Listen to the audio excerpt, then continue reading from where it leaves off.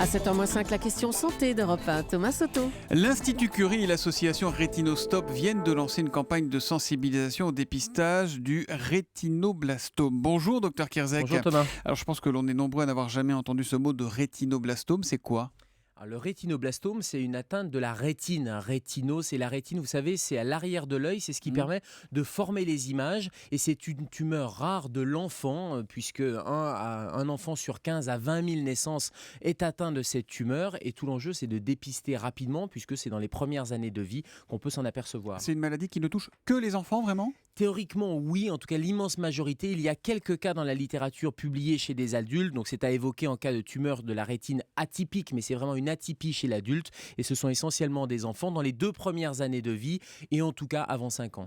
Quel est le message de cette campagne de sensibilisation ? Quels sont les symptômes qui doivent alerter les parents ? Alors, cette campagne de communication, elle est à destination des parents, mais aussi des professionnels de santé, notamment des professionnels de santé qui ne sont pas ophtalmologistes, et elle vise à repérer 2 signes. Le premier signe, c'est ce qu'on appelle la leucocorie, c'est-à-dire une petite tache blanche au niveau de l'œil, au niveau de la rétine, qui peut apparaître dans certaines conditions d'éclairage, et notamment quand vous prenez un enfant en photo, et avec le flash, vous avez parfois, alors il y a les yeux rouges, c'est tout à fait normal, mais parfois il y a une petite lumière blanche, une petite tache blanche qui va apparaître. Ah, ça peut être un signe. Ça peut être un signe précoce de cette tumeur rarissime, donc il faut aller consulter son ophtalmologiste. Et le deuxième signe, c'est un strabisme. Alors rassurez-vous, un enfant qui louche, c'est normal au début, surtout si c'est un strabisme qui est de courte durée, qui ne persiste pas. En revanche, un strabisme qui va se fixer, qui va devenir permanent, bien là aussi, il faut s'inquiéter. Il faut aller voir son ophtalmologiste pour un examen de contrôle. Et c'est le fond d'œil, comme on dit, qui permet de voir s'il y a un Alors problème ? derrière, il y a plusieurs examens qui vont permettre de faire le diagnostic, notamment le fond d'œil, pour aller voir à l'arrière de l'œil et aller voir justement cette rétine. Et tout l'enjeu, c'est d'avoir un diagnostic précoce, parce que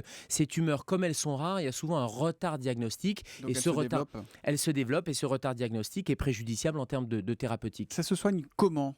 Ça se soigne bien, ça se soigne déjà avec des techniques qui sont des techniques locales, conservatrices. On va faire un traitement qui va conserver l'œil, et plus c'est pris précocement, plus on va pouvoir agir localement, notamment avec le froid, avec la cryothérapie ou avec la curithérapie.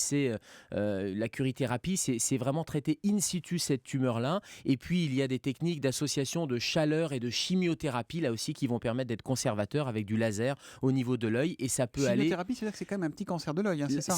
C'est une tumeur de l'œil, c'est un petit cancer de l'œil, c'est un cancer de l'œil, donc il faut une chimiothérapie qui est parfois associée avec des techniques qui vont potentialiser cette chimiothérapie, et puis ça peut aller jusqu'à la chirurgie. Voilà pour ce rétinoblastome, le spot de prévention, vous allez le découvrir à la télévision dans les prochains jours. On vous le met tout de suite sur notre site europe1.fr et sur Twitter avec le hashtag E1matin. Il est la News Urgence et tous les matins avec nous à 7h-5, c'est le docteur Kierzek que l'on retrouve demain. À demain Gérald. À demain Thomas.